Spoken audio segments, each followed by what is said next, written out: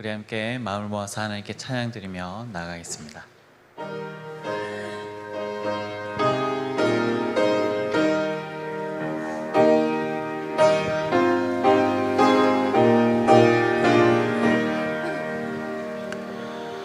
너 예수께 조용히 나가 내 모든 짐 내려놓고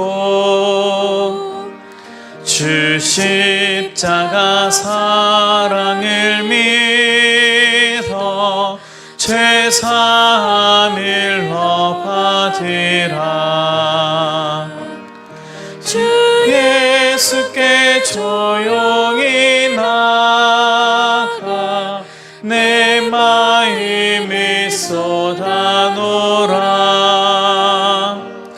내 은밀히 보시는 주님 큰 은혜를 베푸시리. 주 예수의 은혜를 입어 내 슬픔이 없어지리. 내 이웃을 늘 사랑하며 너 받은 것 거저주라. 주 예수께 조용히 나가 내 마음을 쏟아놓으라. 늘 은밀히 보시는 주님 큰 은혜를 베푸시리. 주 예수를 친구로 삼아 늘 내 옆에 모시어라. 그 영원한 생명샘물에 내 마음 목축이어라. 주 예수께 조용히 나가 내 마음을 쏟아놓으라. 늘 은밀히 보시는 주님 큰 은혜를 베푸시리. 너 주님과 사귀어 살면 새 생명이 넘치리라. 주 예수를 찾는 이 앞에 참 밝은 빛 비추어라. 주 예수께 조용히 나가 내 마음을 쏟아놓으라. 늘 은밀히 보시는 주님 큰 은혜를 베푸시리.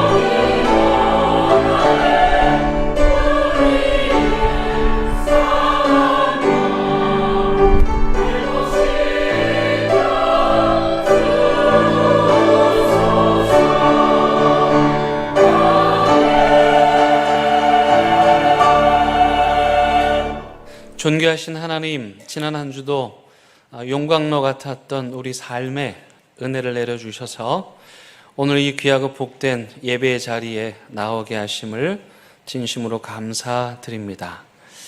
이 세상에 많은 중요한 일들이 있지만 겸손한 마음으로 하나님 앞에 무릎을 꿇고 예배하는 이 일이 가장 중요한 것임을 믿사오니 이 시간 우리의 굳어지고 뒤틀린 심령에 보혈의 은혜를 부어주시어 자신의 전부인 두 렙돈을 드린 한 과부처럼 우리의 전부를 드리는 예배가 되게 하시기를 예수 그리스도의 이름으로 간절히 기원드립니다. 아멘.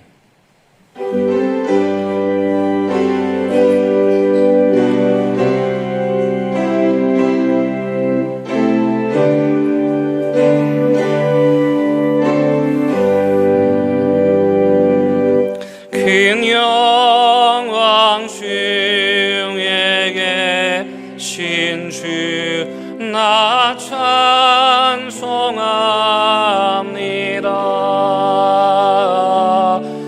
영원히 계신 주 이름 나 찬송합니다.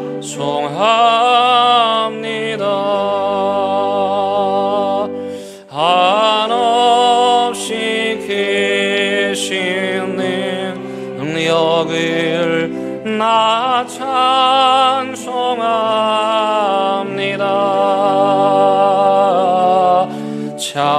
참되고 미분 그 언약 나 찬송합니다.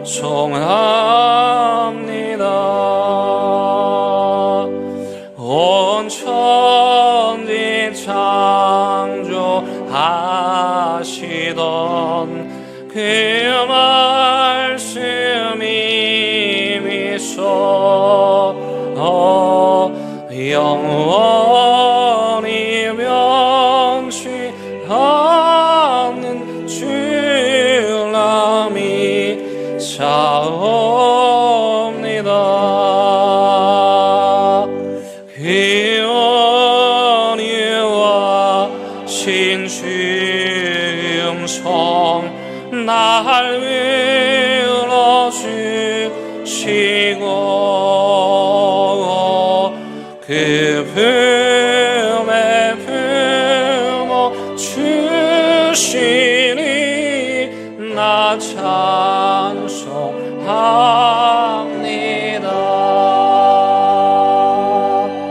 아멘.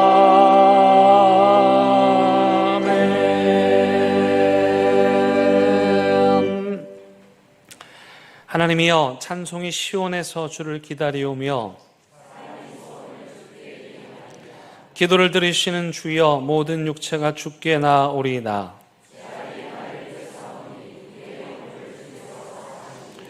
주께서 택하시고 가까이 오게 하사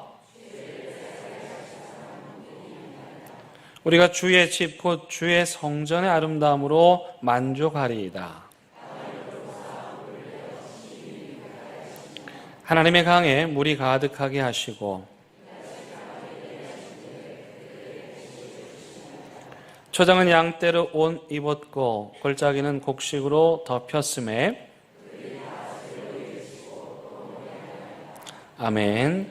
나는 전능하신 아버지 하나님 천지의 창조주를 믿습니다. 나는 그의 유일하신 아들 우리 주 예수 그리스도를 믿습니다.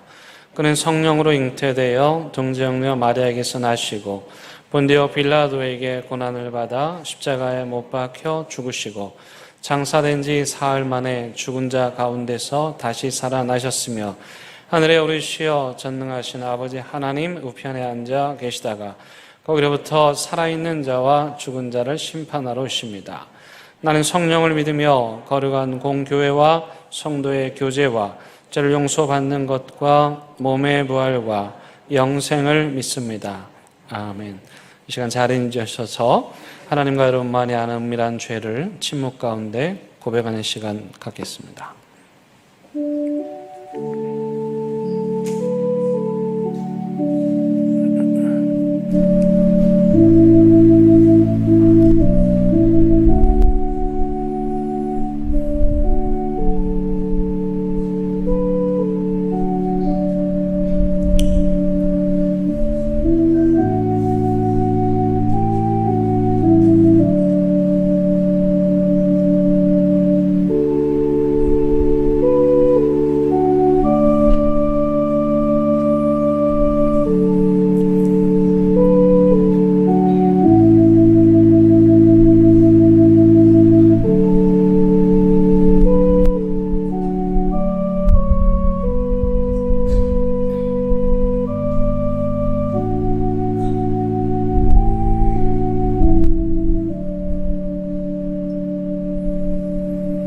여기 참여하는 자들을 향한 하나님의 위로와 용서의 말씀이 있습니다. 그때 내가 말하되 화로다 나여 망하게 되었도다. 나는 입술이 부정한 사람이요 나는 입술이 부정한 백성 중에 거주하면서 만군의 여호와의 신 왕을 베었음이로다 하였더라. 그때에 그 스랍 중에 하나가 부젓가락으로 제단에서 집은 바 핀 숯을 손에 가지고 내게 날아와서 그것을 내 입술에 대며 이르되 보라 이것이 내 입에 닿았으니 내 악이 제하여졌고 내 죄가 사하여졌느니라 하더라. 아멘.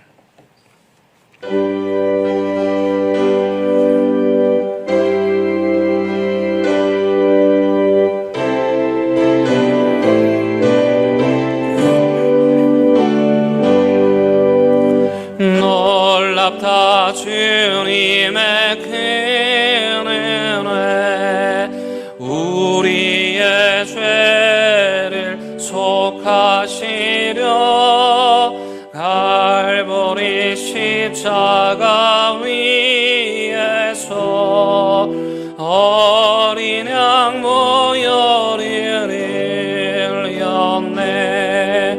주의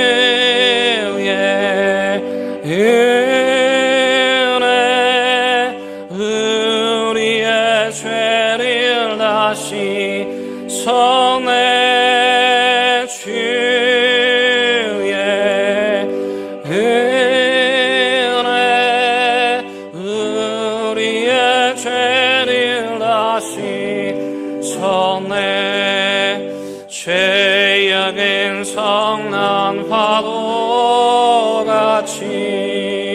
우리 영혼을 위협하나 헤아릴 수 없는 주 은혜 십자가에서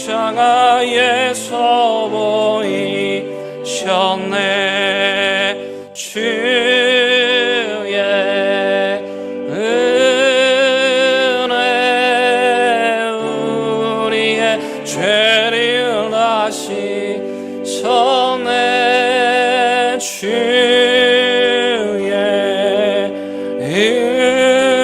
은혜 우리의 죄를 다시 손에 죄악에 물든 영혼들을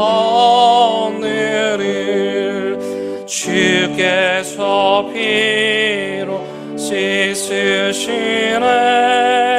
지금도 흐르는 그 피에 눈보다 너희게 씻으라. 주의 은혜 우리의 죄를 다시 손에 주의 은혜 우리의 죄를 다시 손에 피할 수 없는 은혜를 믿는 자에게 거저 주네. 형제여 주 앞에 나와서 더 지체 말고 곧 받으라. 주의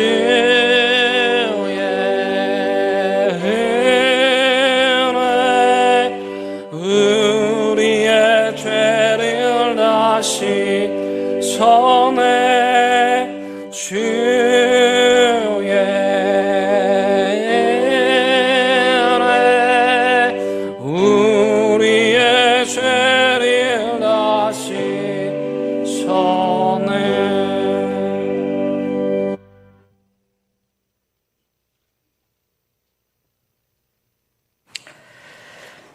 하나님, 우리를 너무도 사랑하시는 아버지, 무더위와 태풍의 악조건으로부터 지켜 보호해 주시어 은혜 가운데 여러분의 모든 교육 행사를 마칠 수 있게 하시며 지금 이렇게 예배 드릴 수 있게 하심을 감사드립니다.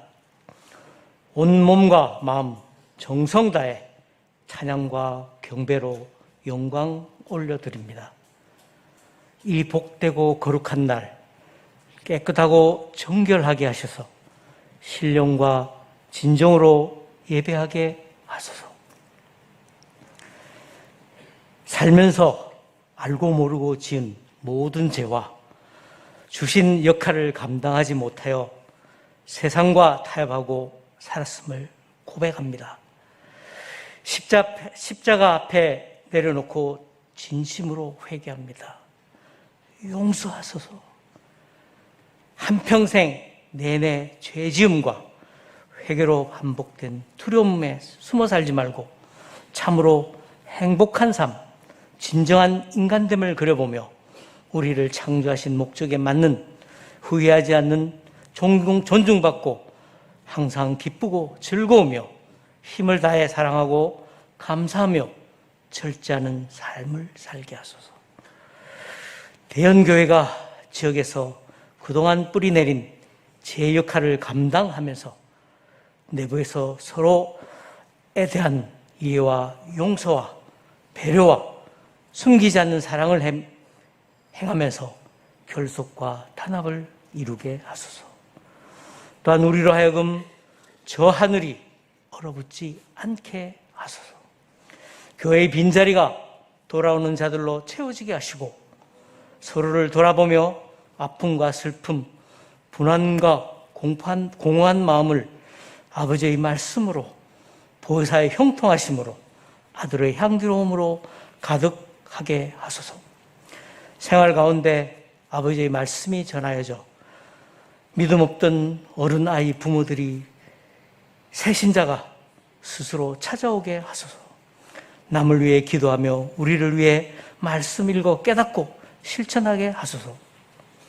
우리의 신앙과 인격이 유약한 어린 아이에서 날마다 새롭게 또 날로 새로워져 강성한 어른으로 성장하게 자라나게 하소서. 파송된 선교사들과 그 가정을 지켜 보호해 주시고 그분들을 보낸 우리에게 맡겨진 정해진 역할을 왼손이 모르게 하소서. 이렇게 역할을 다한 피로 값주시고 세우신 아름다운 대연교회가 맡은 청지의 역할을 잘 감당했다고 칭찬받는 우리 공동체가 되게 하소서. 북한과 여러 곳에 흩어져 있는 동포들과도 함께하여 주소서. 나라 안팎으로 매우 복잡하고 어려워 힘듭니다. 우리의 정부는 연약한 우리를 애써 무시하고 있습니다. 그 누구도 우리를 돕지 않습니다. 이러한 때에 우리는 더더욱 의지할 때가 하나님 아버지 성령의 위로밖에는 없어 다만 예수를 의지합니다. 영유아부에서 청년에 이르는 교육기관, 남녀선교회 각종 모임들이 잘 운영되게 보살펴 주시고 힘을 북돋아 주소서. 저희 종을 통하여 전하는 말씀이 생활 속에 실천으로 깨달은 아버지의 선하신 뜻이 살아 숨쉬며 감동이 있게 하시고 저희는 실천할 수 있는 것을 듣게 하소서. 임마누엘 찬양대의 찬양으로 영광 받으시고 예배를 준비하는 손길과 각 교회 기관과 차량, 안내, 주방, 교회학교 보이지 않는 여러 곳에서 애쓰는 손길을 기억하셔서 함께하여 주소서. 이 예배의 처음과 끝 모든 것을 주님께 맡기며 예수 그리스도의 이름으로 감사하며 기도드립니다. 아멘.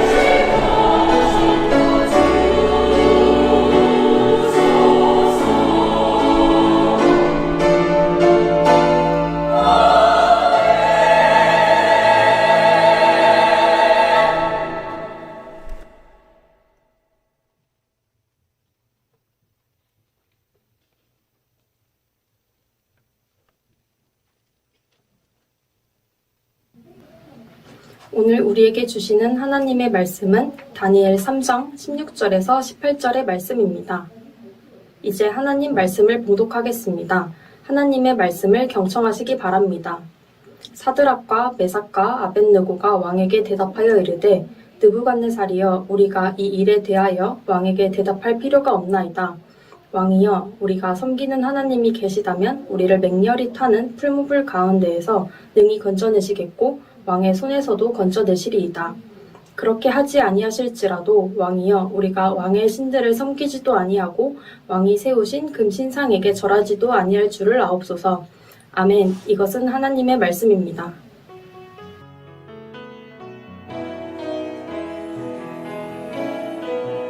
이 말씀 따라 사는 동안 지치지 않으리라. 함께 하시고 이 말씀 따라 사는 동안 주님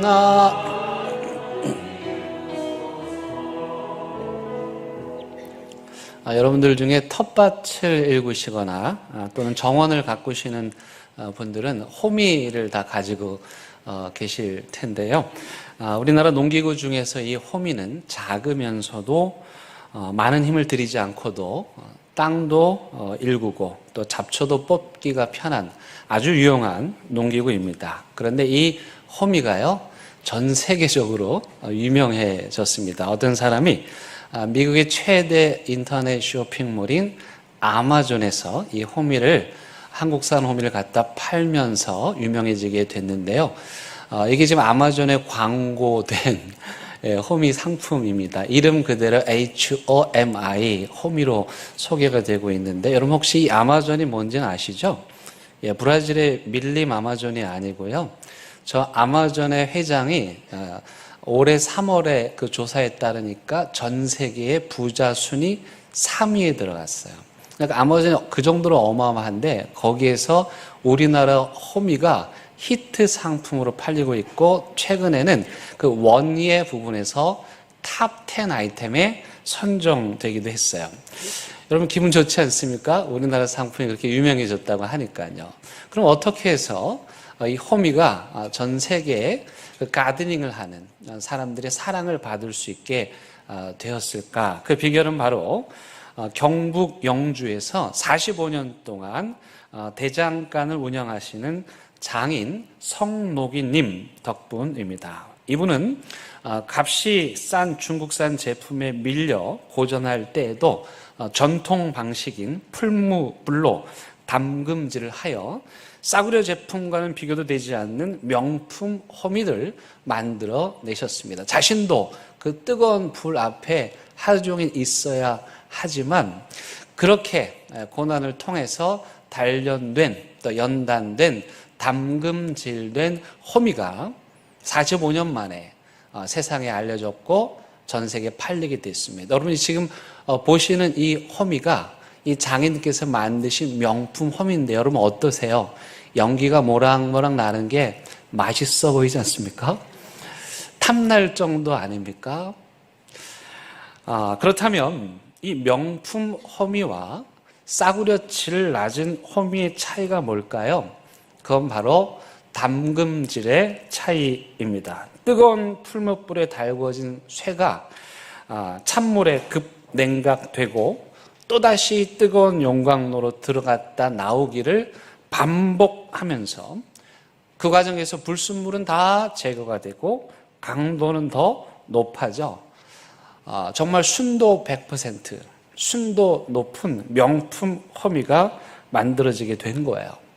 반면에 싸구려 질 낮은 호미는 그런 담금질을 하지 않은, 그래서 돌뿌리에도 걸려 넘어지고 또 물러지는, 오히려 농사일을 방해하고 더디게 하는 것이죠. 그런데 우리 믿음에도 명품 믿음이 있고 질이 낮은 믿음이 있습니다. 믿음이라고 다 같은 믿음이 아니라는 것입니다. 명품 믿음은 자기가 원하지 않는 고난과 역경이라는 담금질을 견디고 빚어진 믿음이며, 반면에 질이 낮은 싸구려 믿음은 자기가 믿고 싶은 것만 믿고 그 다음에 자기가 하고 싶은 것만 하며 사는 믿음입니다. 참 쉽죠? 그냥 내가 하고 싶은 대로 하면서 사는 거예요. 그런데 그런 믿음은 조그만 돌뿌리 하나만 만나도 쉽게 물러지는 그 싸구려 호미처럼 연약해지기 마련이죠. 오늘 우리가 읽은 다니엘서 3장은 우리에게 명품 믿음이 무엇인지를 보여주고 있습니다. 이 명품 믿음을 보여준 주인공은 바로 다니엘의 친구, 3명의 친구들인데요. 아이러니하게도 이들의 믿음은 느부갓네살의 박해를 통해서 드러나게 됩니다. 지난주에 느부갓네살 왕의 꿈 내용을 다니엘이 해석해 줬다는 말씀을 함께 나누었습니다. 이 느부갓네살 왕은 다니엘이 어떻게 내 꿈을 알아맞히고 그 꿈의 해몽까지 하는지 너무 놀라서 다니엘이 믿는 하나님을 찬양했고 다니엘과 세 친구들에게 높은 지위를 주었습니다. 그러나 그 느부갓네살 왕의 변화는 그때뿐이었습니다. 믿는 것 같았는데 진짜 믿은 게 아니라는 거죠. 믿은 척만 한 것입니다. 그가 다니엘을 통해 자신의 꿈의 내용과 그 해석을 듣고 나서 첫 번째로 한 일은 무엇이냐? 그건 사람들이 많이 모일 수 있는 광장에다가 자신을 상징하는 30m 높이에, 여러분 지금이야 30m는 별거 아니지만 그 시대에 30m 높이의 금신상을 만든다. 이게 엄청난 일이죠. 근데 그것도 다 금으로 만든 신상을 세웠습니다. 느부갓네살 왕은 왜 이 다니엘로부터 꿈 해몽을 듣고 금신상을 세웠을까요? 그것은 바로 내면의 불안 때문이었습니다. 그는 불안을 감추기 위해 사람들을 불러 모아 자신의 영향력을 과시하려고 했고 세력을 과시하려고 했고 그래서 그런 대규모 행사를 기획한 것입니다. 다니엘이 이 느부갓네살 왕에게 알려준 꿈의 내용이 뭐였습니까? 지난주에 꿈의 내용을 말씀드리지 않았는데요. 이 느부갓네살 왕이 침대에 누워서 꿈을 꾸었는데 한 사람이 나타나는 거예요. 근데 그 사람의 모양이 특이한데 머리는 금으로 되어 있습니다. 가슴과 팔은 은으로 되어 있고요. 배와 넓적다리는 노수로 되어 있고요. 무릎 아래는 철과 흙으로 섞여 있었어요. 근데 갑자기 어딘가에서 돌멩이 하나가 날라오더니만은 참 해괴하죠. 머리는 금이고 또 은이고 노시고 금과 철과 흙으로 빚어진 이 사람에게 돌이 날라오더니만은 이 사람이 산산조각이 나는 거예요. 그러면서 다니엘이 뭐라고 해석을 하냐면 왕이시여 이 황금 머리, 금으로 된 머리는 왕을 상징합니다. 그런데 그 금으로 된 왕의 제국이 시간이 지나면 은으로 내려가고 더 지나면 노수로 내려가고 더 지나면 흙으로 내려갈 겁니다. 즉 당신의 제국이 쇠퇴할 것이고 결국 나중에는 어떤 돌이 와서 제국을 산산이 무너뜨릴 것입니다. 이렇게 말을 한 거예요. 그러니까 이 느부갓네살 왕도 야 이렇게 내 꿈을 맞추는 사람이 있네? 해몽까지 하는 사람이 있네? 신기해서 처음에는 좋았는데 그 꿈의 내용이 결국 뭡니까? 자신의 제국이 멸망한다는 거예요. 그래서 불안한 나머지 넓은 평지에 사람들이 많이 모일 수 있는 그곳에 30m 높이의 황금 신상을 세운 거예요. 여기서 중요한 건 자기가 꿈에 본 그 형상은 머리만 황금이었는데 이 느부갓네살 왕이 두라 평지에 세운 이 형상은 머리끝부터 발끝까지 다 황금입니다. 그 많은 금은 어디서 구했는지 모르겠는데 그 무슨 뜻이겠습니까? 자기 제국이 금에서 은으로, 은에서 노수로 쇠퇴하지 않고 머리끝부터 발끝까지 계속될 것이다. 자기 제국이 무너지지 않고 영원할 것이다. 그런 메시지를 가지고 황금 신상을 만들었던 거예요. 이 느부갓네살 왕이 꿈의 내용을 듣고 황금 신상을 만들었다는 것은 뭐냐면 하나님의 뜻에 거역하겠다는 것이죠. 하나님께서는 이 제국을 쇠퇴하게 하고 무너뜨릴 것이라고 말씀하셨는데 느부갓네살은 나는 그러기 싫다. 그러면서 하나님께 맞섰던 것이죠. 결국 그는 자신의 제국이 영원하기를 바라는 그런 욕망을 바로 그 금신상을 통해서 표현한 것입니다. 또한 이들이 제국의 사람들, 특별히 지방에 있는 사람들을 이번에 모으는데 지방에 있는 사람들을 한꺼번에 불러 모아서 그 금신상 앞에 절하게 한 이유는 뭘까요? 그건 바로 혹시라도 자기를 반역할까 봐 미리 사전에 방지하기 위해서 그들을 불러놓고 금신상에게 자신을 상징하는 금신상에게 절하게 함으로써 반역하려는 그들의 의지를 꺾고 자신에게 충성을 맹세하게 하기 위함이었습니다. 여러분 이 예식의 장면을 상상해 보세요. 넓은 평지에 30m 높이 오늘날 어디에서도 그 시대에 어디에서도 보일 수 있는 그 어마어마한 아파트 5층 정도 되는 그 높이의 금신상, 그 아래 사람들이 모여 있고 그 금신상을 향해서 경배하는 이 모습, 저는 이걸 볼 때마다 뭐가 떠오르냐면 제가 고등학교 때 교련 수업이 떠오릅니다. 지금 생각하면 참 어이가 없는데요, 세상의 고등학생들에게 교련복을 입히고 그 뜨거운 아침에 열병식이라는 걸 해요. 여러분, 열병식이 뭔지 아십니까? 학생들이 반별로 오와열을 맞춰서 줄을 서 있어야 돼요. 그리고 차렷 자세로 움직이면 안 돼요. 그래서 좀 체력이 약한 어떤 친구들은요, 거기서 쓰러지기도 했어요. 근데 그 오와열을 맞추고 모든 반이 딱 정렬하고 서 있잖아요. 그러면 교장 선생님께서 어디서 구했는지 찝차를 타고 나타나시는 거예요. 왜? 운동장 왼쪽에서 교장 선생님이 찝차를 타고 반대편으로 쫙 지나가잖아요. 그러면 서 있는 학생들이 어떻게 되냐면은, 우리 소대장이 있어요. 소대장이 우로바 이러는 거예요. 그럼 우리 어떻게 돼요? 교장 선생님이 탄 찝차를 우로 보는 거예요. 우로 바라, 고개를 오른쪽으로 돌리면서 우로바 하면서 뭐라고 말해야 돼요? 충성 이렇게 하는 거야. 고등학생한테. 참 지금 생각하면 참 기가 막힌 일인 거야. 저는 그때 그게 뭔지도 모르고 따라했어요. 근데 그게 아직도 생생해요. 예, 이게 세뇌 교육의 이게 폐해죠. 왜 그렇게 했어요? 그 사람들이 어려서부터 이 아이들에게 전체주의적인 사고, 집단주의적인 사고, 권위주의적인 사고를 심기 위해서 찝차를 타고 지나가시는 교장 선생님께 고개를 눌려서 충성을 맹세하게 하는, 도라평제도도 그랬을 것입니다. 지방에서 모인 사람들이 오와열을 갖추고 그 신상을 향하여서 우로바 하면서 충성을 맹세하는.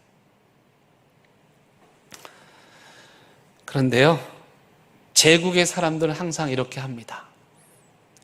군악대를 동원해서 음악을 연주해서 사람들의 마음을 이렇게 뭉클하게 만들고, 수많은 사람들이 운집한 가운데 충성이라는 소리를 들으면, 저분은 뭔가 대단한 분이구나.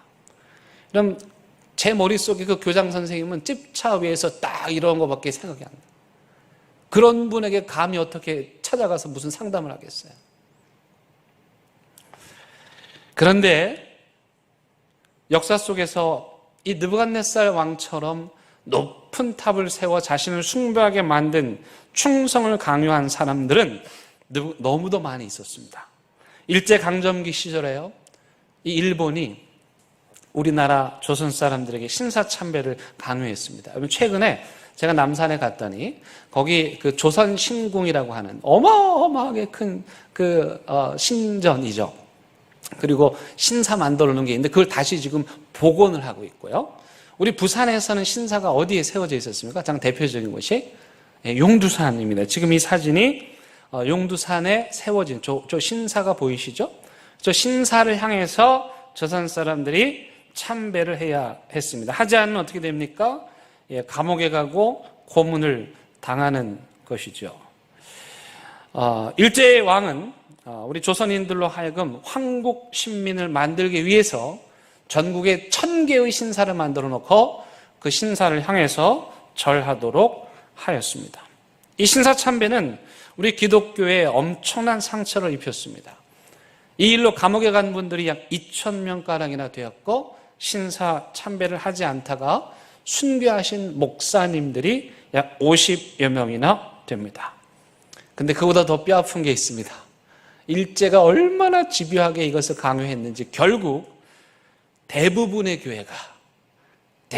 교회가 신사 참배를 가결하였고, 우리 교단도 부끄럽지만 예외가 아니었습니다. 그렇게 장엄한 느부갓네살 왕의 신상 숭배 의식은 끝이 나고, 이 이야기는 그냥 거기서 결론이 나면 되는 겁니다. 그런데 이 이야기 여기서 끝이 나지 않습니다. 어떤 일단의 사람들이 뭘 봤습니까? 3명의 친구들이, 다른 사람들은 다 우로바 했을 때 금신상을 향해서 충성을 했는데, 고개를 숙였는데 이 3명만 그걸 안 하는 거예요. 근데 그걸 본 사람들이 있는 거예요. 왜 봤을까요? 벌써부터 이 세 사람들에게 질투심을 느꼈던 사람들이죠. 여기 여러분 8절 말씀에 보시면 그때 어떤 갈대아 사람들이 나와 유다 사람들을 참소하다라는 말이 있어요. 여기 참소하다라는 말이 무슨 말이냐면 헐뜯고 험담하다 뜻이에요. 한마디로 말하면 세 친구를 우리말로 씹었다는 거예요. 그들은 세 친구들이 왕에게 자신들보다 더 많은 총애를 받는 것에 질투심을 느꼈고, 그래서 그 세 명을 늘 보면서 지켜보면서 허점만 호시탐탐 노리고 있었는데, 결국 그 세 명이 모두가 절하는 그 현장에서 절하지 않았다는 사실을 발견하고 왕에게 고자질을 한 거예요. 여러분, 그래서 여러분, 질투가요 미움보다 더 무섭다는 말은 정말 사실입니다. 왕은 처음에는 이 예식에 참여하였는데 신상에게 절하지 않았다는 사람이 있다는 소식을 듣고 분노하죠. 그런데 막상 그들을 잡아와 보니까 다니엘의 친구들인 거예요. 왕이 마음이 약해졌습니다. 봐주고 싶었습니다. 한 번 더 기회를 주고 싶었습니다. 그래서 이렇게 말을 하죠. 너 왜 그랬어? 다 그렇게 하는데 그냥 하면 되는 거지. 지금이라도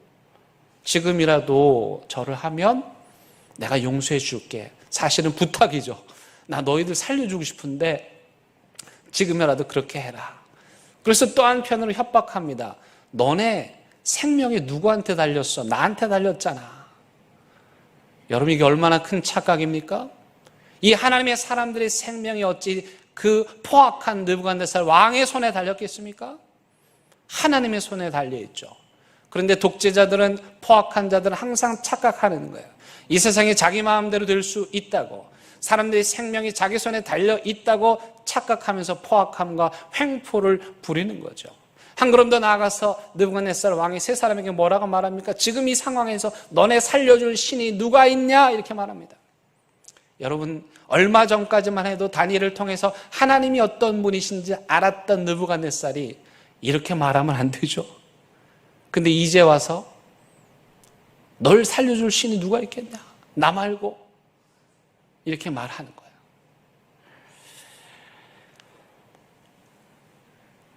그런데 이들의 반응이 어떠합니까? 여러분, 이들의 반응이 참으로 놀랍습니다. 저는 이 본문을 읽을 때마다 늘 가슴이 뭉클한데요. 오늘 본문 전체가 이 세 명의 친구들의 고백입니다. 신상에 절하지 않으면 자신들을 죽이겠다고 협박하는 느부갓네살 왕에 대한 이 친구들의 답을 우리 다 함께 16절부터 18절까지 읽으시겠습니다. 시작. 사드락과 메삭과 아벳느고가 왕에게 대답하여 이르되 느부갓네살이여, 우리가 이 일에 대하여 왕에게 대답할 필요가 없나이다. 왕이여, 우리가 섬기는 하나님이 계시다면 우리를 맹렬히 타는 풀무불 가운데서 능히 건져내시겠고 왕의 손에서도 건져내시리이다. 그렇게 하지 아니하실지라도 왕이여, 우리가 왕의 신들을 섬기지도 아니하고 왕이 세우는 금신상에게 절하지도 아니할 줄을 아옵소서. 세상에 어떻게 이렇게 말할 수 있을까?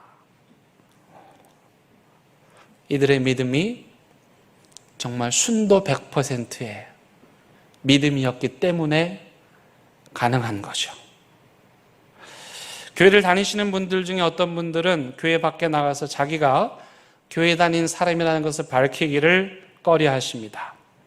내 죽음을 적에게 알리지 말라는 이순신 장군의 후회처럼 내가 교회 다니는 걸 사람들에게 알리지 않으려고 애를 쓰십니다. 하지만 여러분,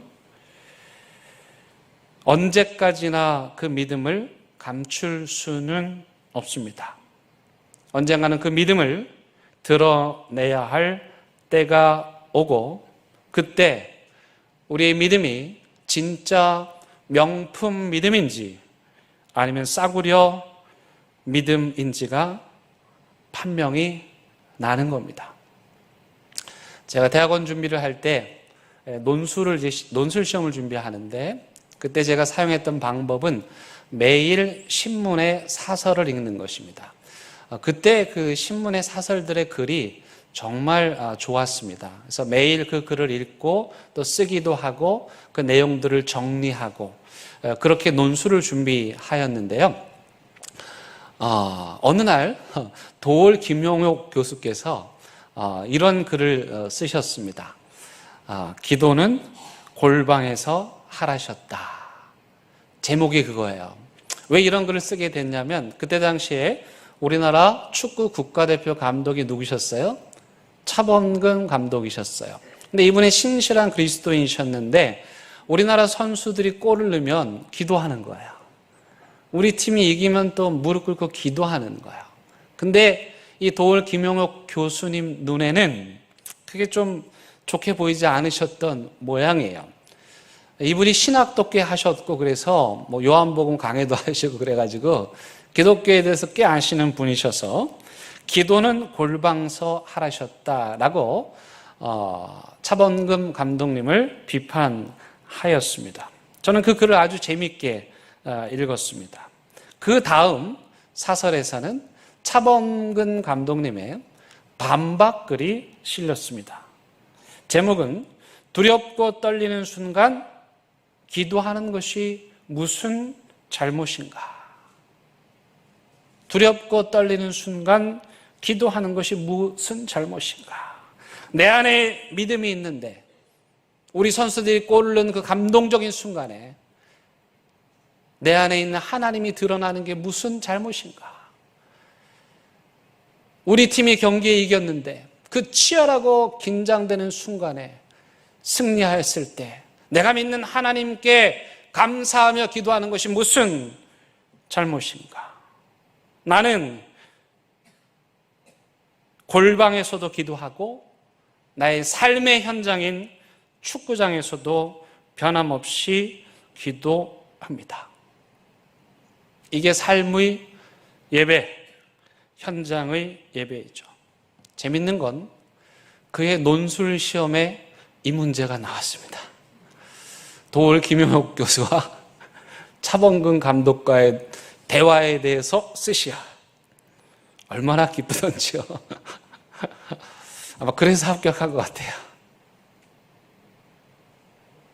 우리가 예수 믿는다고 말하는 게 무슨 잘못입니까? 저는 길을 가다가도 우리 성도님들 만나면 서서 기도합니다. 주차장에서 서서 기도합니다.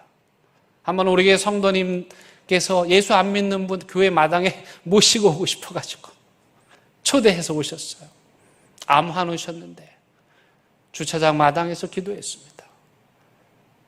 어디서든 내가 믿는 하나님이 내 안에 계셔서 그 하나님을 드러내는데 그게 무슨 잘못이겠습니까? 없다면야 문제가 되겠지만 골방에서 기도 안 하고 밖에서 기도하는 척하면 문제가 되겠지만 골방에서나 어디서나 하는 그 기도, 여기 계신 그분을 우리가 어떻게 감출 수가 있겠습니까? 그러나 안타깝게도 오늘 우리가 살아가는 이 시대는 느부갓네살의 통치와 같은 참으로 비정하고 무례한 시대입니다. 얼마 전 서울의 한 초등학교 여선생님께서 24살 안타깝게도 스스로 생명을 끊으셨습니다. 그것도 자신이 그토록 서고 싶었던 그리고 가장 거룩하고 신성해야 할 교실에서 그런 선택을 하셨어요. 저는 꽤 오랜 동안 그분을 생각하며 가슴이 먹먹했고 눈물이 났습니다. 얼마나 견디기 어려웠으면 그런 선택을 하셨을까? 무례한 사람들은 자기가 무슨 짓을 했는지 몰라요. 그런데 그런 무례함을, 그 느부갓네살 같은 포악함을 참아내기란 이게 쉬운 일이 아닙니다.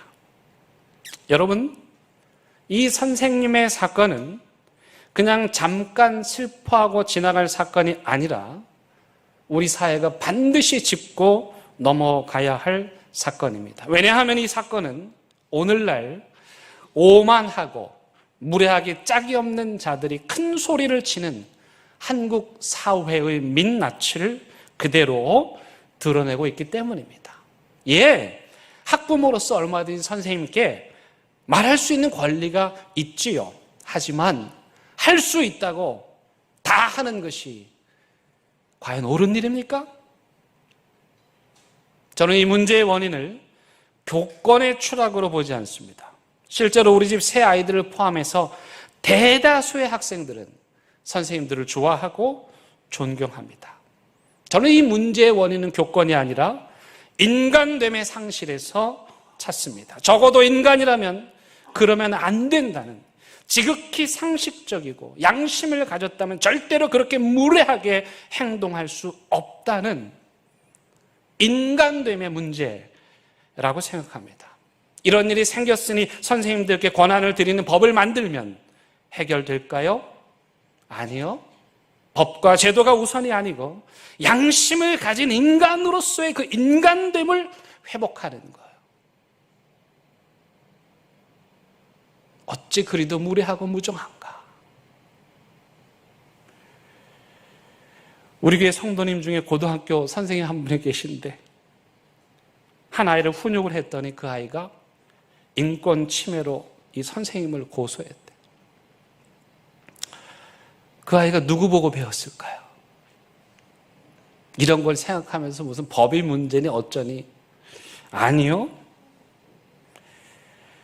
목소리 크고 무례하게 행동하는 사람들은 잘 되고 착한 사람들은 이 선생님처럼 결국 참다 물러나더라. 그런 독약 같은 교훈을 우리가 아이들에게 보여준 결과입니다.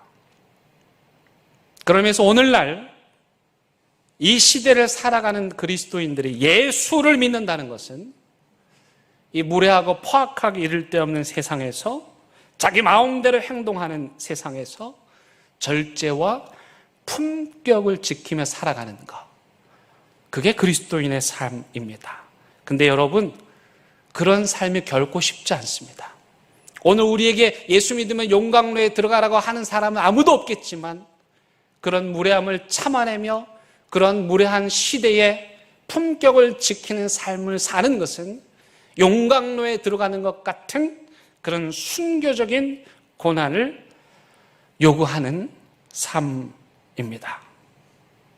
미셸 오바마 대통령 아내죠. 선거운동을 할 때 상대방 선거운동원들이 하도 무례하게 행동을 하니까 그분이 연설에서 이렇게 말했습니다. When they go low, 그들이 낮은 수준으로 저급하게 우리에게 행동할 때 We go high, 우리는 높은 수준으로 품격 있게 대해야 됩니다. 저질서로 행동, 무례하고 소리를 치는 함부로 행동하는 그들에게 똑같이 해서는 안 됩니다. 그들이 낮은 수준에서 우리를 대한다 할지라도 우리는 품격 있게 대해야 합니다. 여러분, 이게 오늘 이 시대를 살아가야 하는 그리스도인의 모습입니다. 근데 이렇게 살면 어떻게 될까요? 이렇게 살면요, 이상하게 박해를 받는 거예요. 왜요? 자기 무리에 들어오지 않았다고. 똑같이 무례해야 되는데, 똑같이 고개 숙여야 되는데 거기에 들어오지 않았다는 이유만으로 이 세 친구들처럼 박해를 받는 거예요. 그래서 디모데후서 3장 11에서 바울 사도가 무릇 그리스도 예수 안에서 경건하게 살고자 하는 자는 박해를 받으리라. 여러분, 우리가 예수 믿는데 박해가 조금 더 없다, 박해가 진짜 없는 시대에 살거나 아니면 우리가 경건하지 않게 살거나 일 수도 있는 거예요.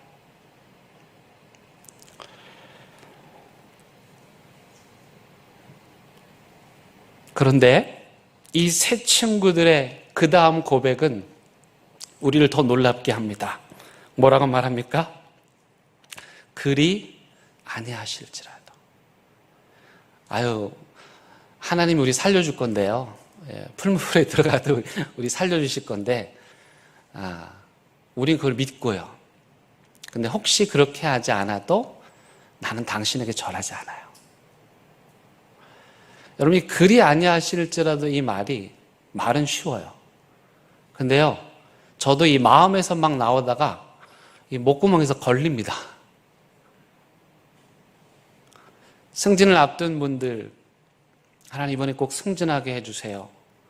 거기서 기도가 끝나야 되는데 승진 안 시켜주셔도 감사합니다. 사업을 하시는 분들, 이번 아이템 꼭 따야 되는데 하나님 따게 해주세요. 근데 그렇게 안 해도 하나님 감사합니다. 우리 아이가 이번에 대학에 가야 되는데 자기 원하는 대학에 있는데 하나님 꼭 가게 해주세요. 거기서 끝나야 되는데 이 친구들 때문에 그렇게 안 해도 감사합니다. 여러분, 이 기도가 나오세요? 쉽게 나오세요? 여기서 걸려요, 다 우리가. 근데 이 세 친구들이 죽음 앞에서, 여러분, 세상에 풀무불이 웬 말입니까? 용광로가 웬 말입니까? 일제시대 때 일본이 인두로 사람 이렇게 불고문한 건 있었지만, 아니, 어떻게 산 사람을 용광로에 집어넣을 수 있냔 말이에요. 그런데 그런 포악한 왕 앞에서 이 세 친구가, 우리는 불에 들어가는 한이 있어도 당신 앞에 절할 수 없습니다. 왜죠? 하나님이 살아계시기 때문입니다. 그 금신상은 지금 어디 있는지도 몰라요. 근데 그 하나님은 그 풀무불에 들어간 새 친구들과 함께 하신 하나님은 오늘 저와 여러분들과도 함께 하십니다. 이번 여름에 우리 많은 성도님들이 수고하셨는데 지난주에 이제 우리 청년부 수련회 마지막으로 여름 행사 다 마쳤습니다. 이번 수련회가 참 감사했던 것은요, 우리 청년들이 이 수련회를 위해서 세상에 군대에서 휴가 나온 녀석도 수련회 오고 여자친구 만나러 안 가고, 제가 보니까 여자친구 한 10명쯤 되던데 안 가고, 그 다음에 서울에서 직장생활 하는데 휴가 내가지고 수련회 오고, 세상에 휴가하고 며칠밖에 안 되는데 휴가 내서 수련회 오고, 또 재수하는 녀석도 수련회 오고, 또 제가 아는 그 부산대 음대 교수님 아들이 이제 독일서 살다가 잠깐 이제 아빠에게 방문을 했는데 이 녀석이 또 우리 교회 수련회 오겠다고 해서 이 녀석도 오고, 또 많은 성도님들이 함께 해 주셨어요. 아마도 제가 부임하고 수련회 가장 많은 성도님들 오셨던 것 같아요. 근데 저에게 특히나 더 이번 수련회가 감동적인 이유는 뭐냐면, 이번 청년부 수련회 강사 목사님, 정상호 목사님이 제 제자 목사님이십니다. 제 제자여서 이번에 강사로 오신 것이 아니고 청년 사역을 너무 잘하시고 메시지를 잘 전하셔서 제가 모시고 왔습니다. 이 정상호 목사님 고등학교 때 자기 아이디, 인터넷 이메일 아이디가 잠만 자는 인간이었습니다. 학교 공부는 포기한 지 오래고 만화를 그리겠다고 해서 밤새 한숨도 안 자고 6시쯤 되면 잠이 들어요. 그리고 오후 4시쯤 되면 일어나는 거예요. 그래서 별명이 잠만 자는 인간이에요. 제가 그 친구를 불러다가 용광로에 집어넣습니다. 군대를 간다길래, 얘야, 군대 가면 특전사가 최고야. 특전사 할 사람 손들어 그러면 가장 먼저 손들어. 근데 그래도 순진한 면이 있었어요. 치킨을 좋아해서 제가 치킨을 주면서 꼬셨거든요. 그랬더니 그 훈련소에서 정말 그러더래요. 특전사 할 사람 손들어 그랬더니 딱 손들었는데 얘하고 같이 간 우리 교회 청년 둘이만 손든 거예요. 돌아보니까 아무도 없는 거예요. 늦었다 싶은데 이미 어쩔 수가 없는 거예요. 특전사에서 전방 들어가가지고 GOP 들어가서 고생하고, 또 제대하고 나왔는데, 야, 제가 또 더 뜨거운 용광로에 집어넣습니다. 너 아프가니스탄에 한번 가라. 거기 병원을 짓고 있는데 거기 막노동이 필요하다. 너 가서 뭐 그냥 힘만 쓰면 되니까 돈 다 대줄 테니까 한번 가라. 꼬셔가지고 아프간에 보냈습니다. 근데 아프간에 보냈는데 그 오지에서 밤새 그림을 그려야 되는데 전기가 없으니까 해만 지면 자야 되는 거예요. 그러니까 이 아이가 아주 규칙적인 인간이 됐어요. 해만 지면 자야 돼. 낮에 활동하는 인간이 된 거예요. 그런 과정 속에서 그 선교지에서 하나님을 만나고 돌아와서 신학 공부를 하고 목사님이 되셨습니다. 그리고 이 목사님이 이제 딸이 둘입니다. 딸이 둘인데, 첫째 딸은 이 두 분이 정말 낳은 딸이고, 둘째 딸은 입양을 한 딸입니다. 무슨 사연이냐면, 이제 첫째 딸을 낳고 이제 둘째를 임신하여서 아이를 낳으려고 하는데, 낳기 며칠 전에 뭐 심상치 않아서 큰 병원에 갔더니 태반이 떨어지는 거예요. 아이들은 태반을 통해서 산소를 공급받는데 태반이 떨어져서 한 3시간가량을 호흡이 멈춘 거예요. 그래서 의사 선생님 말씀이 이건 태어나도 어렵다. 뭐 90%의 장애를 가지고 날 거다. 그래서 이 목사님께서 괜찮다. 살려만 주시라. 그렇게 하고 저도 그때 같이 기도를 했었는데 안타깝게도 하나님께서 그 아이를 불러 가셨어요. 뭐 그 고통이야 뭐 이르다 말로 할 수 없겠죠. 그리고 나서 얼마 되지 않아서 딸 아이 하나를 입양을 한 거예요. 근데 제가 이번에 알았는데 사실 제가 선생님인데 제가 그 집회 장소에 앉아 있으면 얼마나 부담이 되겠어요. 그래서 자리를 피해 주려고 했는데 또 다른 한편으로는 제 제자 목사님의 설교를 좀 듣고 싶은 거예요. 그래서 그냥 주책맞게 그 자리에 둘째 날 집회 때 앉아 있었어요. 근데 다행히 이 제자 목사님께서 저를 전혀 의식하지 않으시고 말씀을 잘 전해 주셨는데 그 이야기 하는 거예요. 제가 입양을 하게 된 건 바로 저 전 목사님 때문입니다. 무슨 뜬금없는 소린가. 제가 입양하라고 한 적이 없는데 그랬더니 전 목사님께서 어느 날 입양에 대한 설교를 하셨는데 그것이 마음에 심겨졌고 그래서 그 어려운 상황 가운데 아이를 잃고 힘들어하는 상황 가운데 그 말씀이 떠올랐고 그래서 입양을 하게 되었습니다. 제가 그 얘기를 한 거는 다른 게 아니고 제가 미국에 있을 때 우리 사모님들, 목사님들 부인들을 영어를 가르쳐주는 튜터 아주머니가 계셨어요. 미국 아주머니. 아주 친절하신 분인데 이분은 한국 아이 2명을 입양해서 키우시는 분이에요. 근데 그분의 말이, 아내를 통해서 전해드는 그분의 말이 아직도 제 마음을 무겁게 하는 거예요. 그분이 뭐라고 말씀하셨느냐. 아니, 한국에는 예수 믿는 사람들이 그렇게 많다는데 왜 한국의 아이들을 아직도 이렇게 미국으로 입양을 보내냐. 왜 그 많은 그리스도인들이 아이를 입양하지 않느냐. 입양해서 키우지 않느냐. 그 말씀을 하셨는데 제가 그 설교를 한 건데 아마도 그 친구가 그 말씀을 통해서 결심을 하고 둘째 딸 아이를 입양을 한 거죠. 청출어람이죠. 저는 하나님께 저는 하고 싶어도 셋이라 못합니다. 제가 설교해놓고도 지키지 않는 선생인데 이 목사님은 그 말씀을 듣고 실천하였으니 저보다도 뛰어난 거죠. 여러분 어떻게 생각하십니까? 오늘날 한국 그리스도인들이 1000만인데 우리는 아직도 우리나라에서 태어난 그 아이들을 해외로 입양을 보내고 있는 거예요. 혹시 아직 2명인 분들은 한번 심각하게 생각해 주시면 고맙겠습니다. 양육비는 제가 다 대드리겠습니다.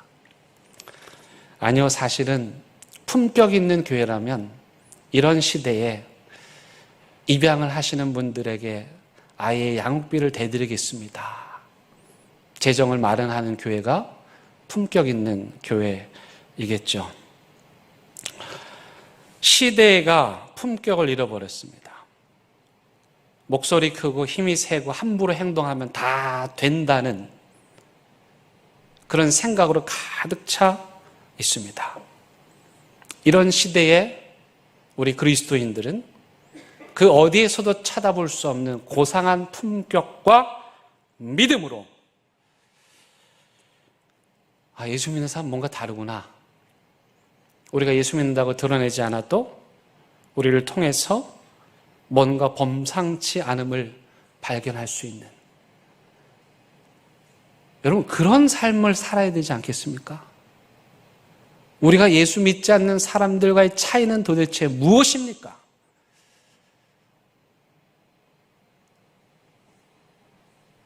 저는 우리 대형교회 성도님들이 돌 한 번 캐고 나면 물러지는 싸구려 호미가 아니라 풀무불에 단련된 품격 있는 그런 고상한 강도 높은 순도 있는 믿음의 사람들 다 되셨으면 진짜 좋겠습니다. 찬양하시겠습니다.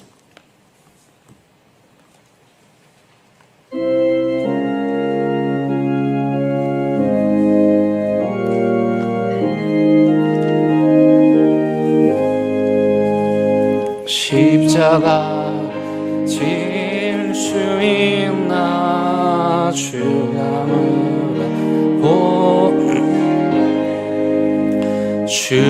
죽기까지 따르오리 성도된 아바였다 우리의 심령 주의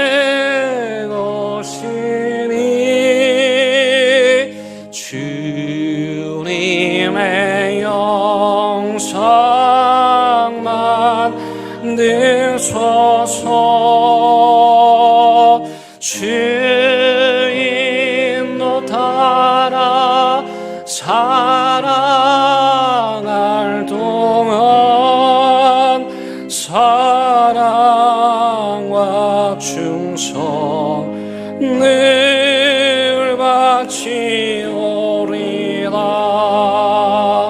너는 기억하고 있나 구원받은 강도를 그가 회개하였을 때 낙원 허락받았다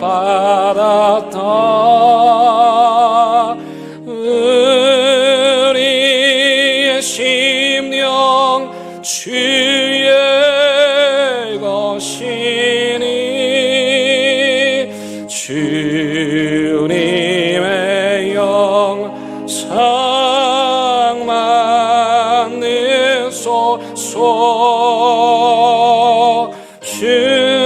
주인도 따라 살아갈 동안 사랑과 충성 늘 바치오리라 걱정 근심 모든 그늘 너를 들러덮을 때 주께 내 영망겠나 죄우심 니 믿으며 우리의 심령 주의 것이니 주님의 영상만 내소서 주인도 따라 살아갈 동안 사랑과 충성 늘 바치오리다 이런 일 다 할 수 있나 주가 물어보실 때 용감한 자 바울처럼 선뜻 대답하리라 우리 심령 주의 것이니 주님의 영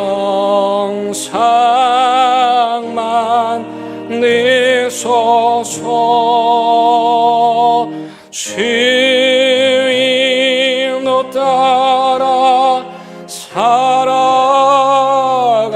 동안 사랑과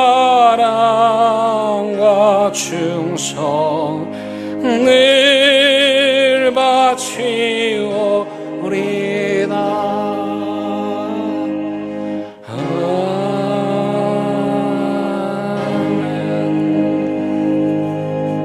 하나님, 복개천 아래에 흐르는 그 시궁창과 같은 어디에도 쓸모없는 그런 믿음에서 우리를 건져 주옵소서. 조그만 어려움 하나만 만나면 하나님이 있니 없니, 교회 생활을 내가 괜히 했니, 이런 불평 늘어놓는 믿음 아니고 풀무불 앞에서도 그리 아니하실지라도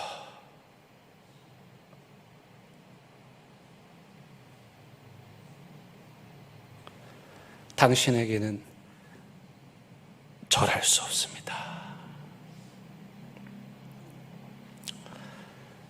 그 품격 있는 믿음 우리에게 허락하여 주옵소서. 예수님의 이름으로 기도드립니다. 아멘.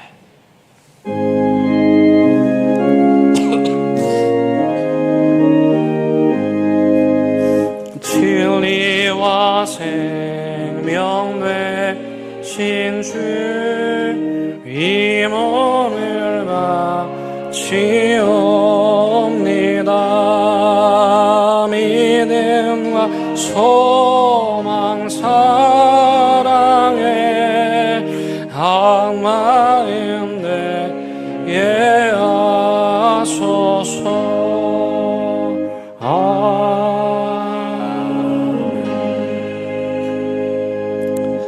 하나님, 이 시간 하나님께서 우리에게 주신 것 정말 많아서 감사하여서 그 예물 구별하여 하나님께 올려드립니다. 사방에서 다 돈으로 시작해서 돈으로 끝나는 세상인데 우리에게 하나님께 손을 열어 헌금할 수 있는 믿음 주셔서 진심으로 감사를 드립니다. 이 믿음의 고백 우리 마음속에 깊이 새겨 주셔서 이 세상 그 어디에서도 오직 하나님만 높이는 거룩하고 복된 인생 살아가게 하여 주옵소서. 예수님의 이름으로 기도드립니다. 아멘. 예, 우리 함께 인사하시겠습니다.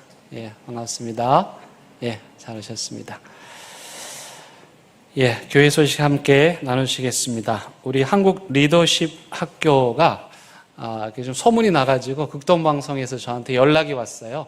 한국 리더십 학교에 대해서 좀 소개를 해 주십사. 그래서 저와 김치인 목사님 그리고 주영이 함께 가서 극동방송에서 우리 인터뷰도 하고 우리 한국 리더십 학교, 우리 부산 리더십 학교에 대해서 소개하였는데요.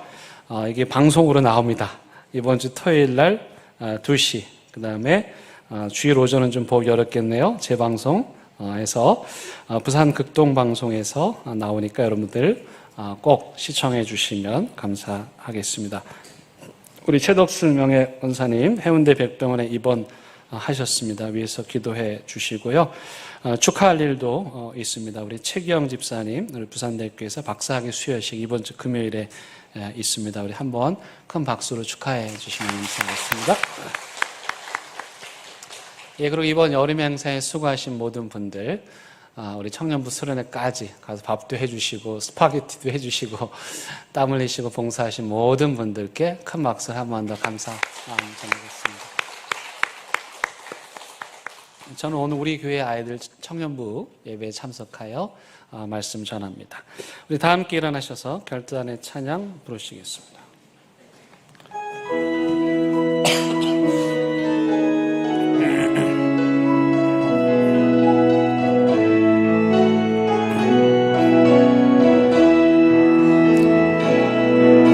그 선한 힘에 고요히 감사하여 그 놀라운 평화를 누리며 그